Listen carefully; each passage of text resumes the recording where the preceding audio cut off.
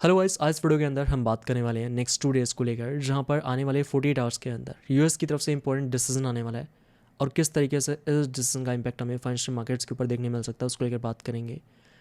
और अभी के टाइम पर मार्केट के अंदर हर एक व्यक्ति एंटिसिपेट करके चल रहा है कि इस बार की एफओएमसी मीटिंग के अंदर हमें रेट कट देखने नहीं मिलेगा।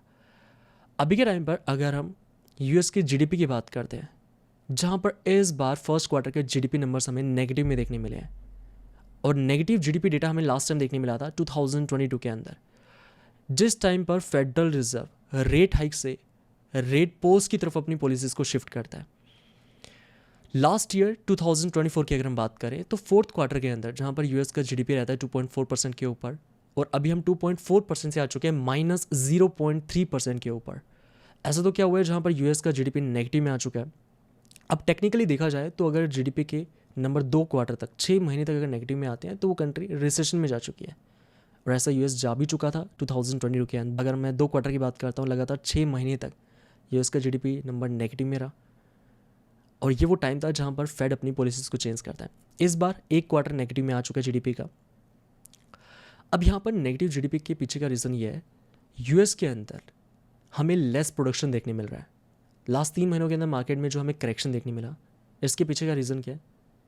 जो प्रोडक्शन है वो यहाँ पर ट्रंप यूएस में लेकर आना चाहते हैं, लेकिन यूएस खुद से तो कुछ मैन्युफैक्चर करता ही नहीं, तो यूएस बाकी सभी कंट्रीज़ के ऊपर डिपेंड करता है। सो किसी भी कंट्री की अगर हम ग्रोथ को देखते हैं तो वो हमें जीडीपी के अंदर देखने मिलता है। अगर जीडीपी राइज करे दैट मीन्स यहाँ पर हमें इकोनॉमी में ग्रोथ देखने मिल रही है, लेकिन अगर जीडीपी डिक्लाइन करे दैट मीन्स यहाँ पर जीडीपी के अंदर या इकोनॉमी के अंदर हमें स्लो डाउन देखने मिल रहा है। और अभी के टाइम पर देखा भी जा सकता है कि लेस प्रोडक्शन के साथ साथ यूएस के अंदर डिमांड भी अपने लोवेस्ट लेवल पर आ चुकी है।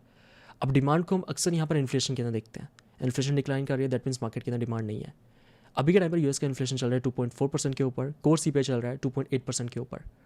अब फेडरल रिजर्व को जब भी रेट कट करना होता है तो फेडरल रिजर्व की नज़र हमेशा रहती है कोर सीपीआई के ऊपर, क्योंकि कोर सीपीआई के अंदर यहाँ पर natural gas and crude oil को कंसिडर नहीं किया जाता है।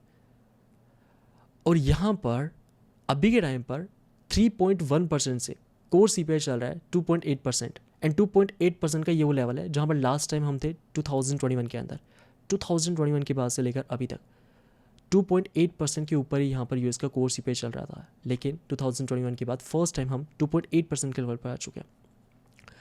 अब यहाँ पर मार्केट के अंदर जिस प्रकार से हर एक व्यक्ति एंटिसिपेट करके चल रहा है कि इस बार की मीटिंग के अंदर हमें रेट पोज देखने मिलेगा। रेट पोज का क्या मतलब है? जहाँ पर जीडीपी नेगेटिव में आई है, यूएस के अंदर प्रोडक्शन नहीं हो रहा। इसके पीछे का रीज़न ये है कि जब इंटरेस्ट रेट हाइस के ऊपर है तो कंपनीज बैंक से मनी बोरो नहीं करती है। जब बिजनेसेस को यहाँ पर पैसे चाहिए होते हैं तो वेट कर रहे होते हैं कि इंटरेस्ट रेट कम हो, लेकिन अभी के टाइम पर जीडीपी का नेगेटिव आना, और इस टाइम पर भी अगर फेड यहाँ पर रेट को पोज रखता है, रेट कट नहीं करता है, तो इससे यहाँ पर प्रोडक्शन जो है उसके ऊपर इम्पैक्ट हमें अपकमिंग मंथ्स में देखने मिल सकता है। क्योंकि प्रोडक्शन अगर कम होगा यूएस में तो आने वाले महीनों के अंदर जीडीपी डेटा भी नेगेटिव में आएगा, और जीडीपी डेटा अगर नेगेटिव में आता है तो इसका इम्पैक्ट हमें फाइनेंशियल मार्केट्स पर देखने मिलता है।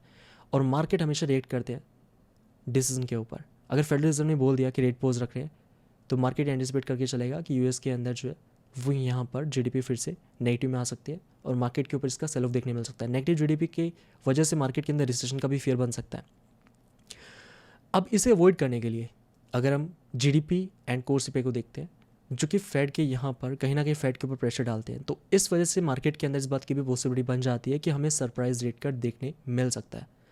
अगर यहाँ पर इस बार की मीटिंग के अंदर जहाँ पर मार्केट में कोई भी एंटिसिपेट नहीं कर रहा, लगभग 2% की प्रोबेबिलिटी है जहाँ पर मार्केट में सिर्फ 2% लोगों का मानना है कि हमें यहाँ पर रेट कट देखने मिल सकता है। अगर रेट कट होता है जब हम मार्केट इसके लिए प्रिपेयर नहीं है, तो इस सिचुएशन के अंदर मार्केट इसे सेलिब्रेट कर सकता है। तो इंटरेस्ट रेट के गिरने से यहाँ पर कंपनीज पैसा बोरो करना शुरू करती है, जिससे कि हमें यहाँ पर प्रोडक्शन इंक्रीज देखने मिलता है। अगर प्रोडक्शन इंक्रीज करता है तो इससे जीडीपी भी यहाँ पर ग्रो करती है, लेकिन अगर प्रोडक्शन इंक्रीज नहीं करता किसी स्पेसिफिक कंट्री के अंदर तो वहाँ का जीडीपी नंबर्स भी हमें डिक्लाइन करते हुए नजर आते हैं। तो यहाँ पर ओवरऑल प्रोडक्शन का इंक्रीज करना ज़रूरी है। प्रोडक्शन बढ़ेगा तो इसका पॉजिटिव इंपैक्ट हमें मार्केट्स पर देखने मिलेगा।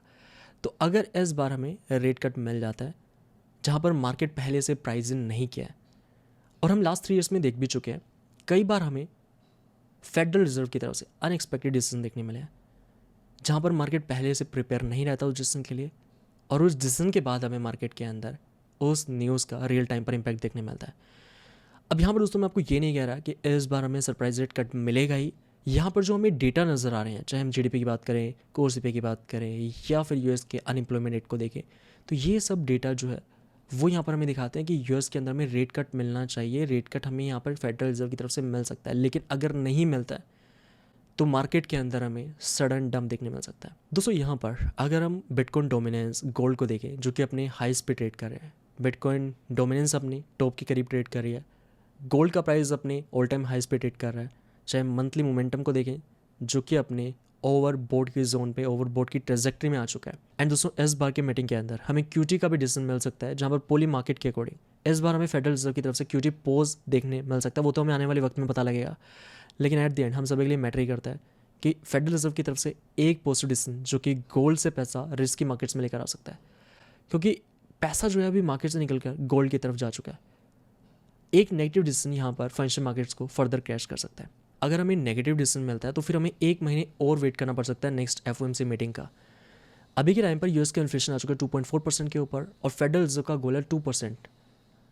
अब यहाँ पर इन्फ्लेशन अपने फेडरल रिजर्व के गोल के काफ़ी करीब आ चुकी है, और एक बार यूएस का इन्फ्लेशन 2% पर चला जाता है, देन उसके बाद फेडरल रिजर्व यहाँ पर एग्रेसिव रेट कट करना शुरू करेगा। लेकिन उसके पहले सिचुएशन कैसे भी हो, मार्केट के अंदर हमें इस क्रिटिकल फेज को सर्वाइव करना होगा।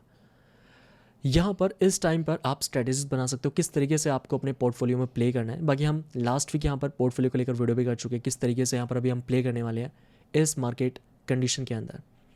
बाकी दोस्तों क्या आपको लगता है कि इस बार हमें सरप्राइज रेट कट मिल सकता है, नहीं मिल सकता? आपका क्या ओपिनियन है, कमेंट करके ज़रूर बताएं। बाकी चलिए रखते हैं आज के लिए फिर इतना ही। मैं मिलता हूँ आपसे नेक्स्ट वीडियो में, तब तक के लिए जय हिंद, वंदे मातरम।